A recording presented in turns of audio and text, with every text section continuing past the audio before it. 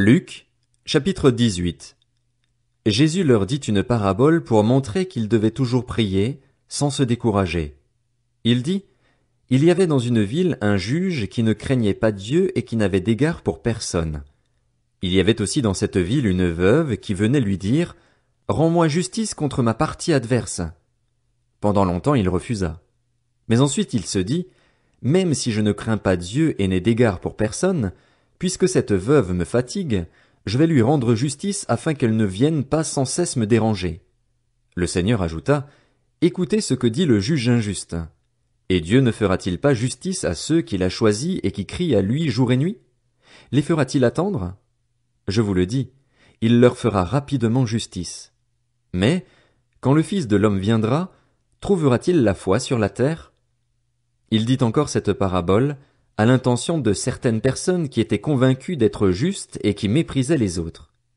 Deux hommes montèrent au temple pour prier. L'un était un pharisien, l'autre un collecteur d'impôts. Le pharisien, debout, faisait cette prière en lui-même. Ô Dieu, je te remercie de ce que je ne suis pas comme les autres hommes, qui sont voleurs, injustes, adultères, ou même comme ce collecteur d'impôts. Je jeûne 2 fois par semaine et je donne la dîme de tous mes revenus. Le collecteur d'impôts, lui, se tenait à distance et n'osait même pas lever les yeux au ciel, mais il se frappait la poitrine en disant, Ô Dieu, aie pitié de moi, qui suis un pécheur. Je vous le dis, lorsque ce dernier descendit chez lui, il était considéré comme juste, mais pas le pharisien. En effet, toute personne qui s'élève sera abaissée, et celle qui s'abaisse sera élevée. Des gens lui amenaient même de tout petits enfants afin qu'il les touche, mais les disciples, en voyant cela, leur firent des reproches. Jésus appela les enfants et dit, Laissez les petits enfants venir à moi et ne les en empêchez pas, car le royaume de Dieu est pour ceux qui leur ressemblent. Je vous le dis en vérité, celui qui n'accueille pas le royaume de Dieu comme un petit enfant n'y entrera pas. Un chef interrogea Jésus et dit, Bon maître, que dois-je faire pour hériter de la vie éternelle? Jésus lui répondit, Pourquoi m'appelles-tu bon? Personne n'est bon, si ce n'est Dieu seul. Tu connais les commandements. Tu ne commettras pas d'adultère. Tu ne commettras pas de meurtre. Tu ne commettras pas de vol. Tu ne porteras pas de faux témoignages. Honore ton père et ta mère. J'ai respecté tous ces commandements dès ma jeunesse, dit-il. Après avoir entendu cela, Jésus lui dit, Il te manque encore une chose. Vends tout ce que tu as, distribue-le aux pauvres, et tu auras un trésor dans le ciel. Puis viens et suis-moi. Lorsqu'il entendit ces paroles, l'homme devint tout triste, car il était très riche. Voyant qu'il était devenu tout triste, Jésus dit, qu'il est difficile à ceux qui ont des richesses d'entrer dans le royaume de Dieu.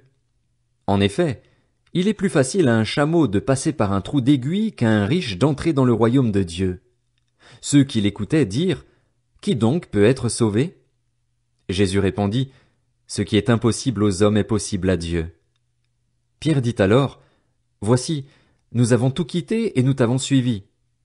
Jésus leur dit, Je vous le dis en vérité, personne n'aura quitté à cause du royaume de Dieu sa maison ou sa femme, ses frères, ses parents ou ses enfants sans recevoir beaucoup plus dans le temps présent et, dans le monde à venir, la vie éternelle. Jésus prit les 12 avec lui et leur dit, Nous montons à Jérusalem et tout ce qui a été écrit par les prophètes au sujet du Fils de l'homme va s'accomplir. En effet, il sera livré aux non-juifs, on se moquera de lui, on l'insultera, on crachera sur lui et, après l'avoir fouetté, on le fera mourir. Le 3e jour il ressuscitera. Mais les disciples ne comprirent rien à cela. C'était pour eux un langage obscur, des paroles dont ils ne saisissaient pas le sens. Comme Jésus était près de Jéricho, un aveugle était assis au bord du chemin et mendiait. Il entendit la foule passer et demanda ce qui se passait. On lui dit, C'est Jésus de Nazareth qui passe. Alors il cria, Jésus, fils de David, aie pitié de moi.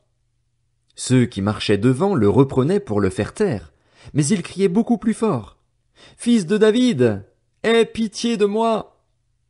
Jésus s'arrêta et ordonna qu'on le lui amène. Quand il fut près de lui, il lui demanda, Que veux-tu que je fasse pour toi? Il répondit, Seigneur, que je retrouve la vue.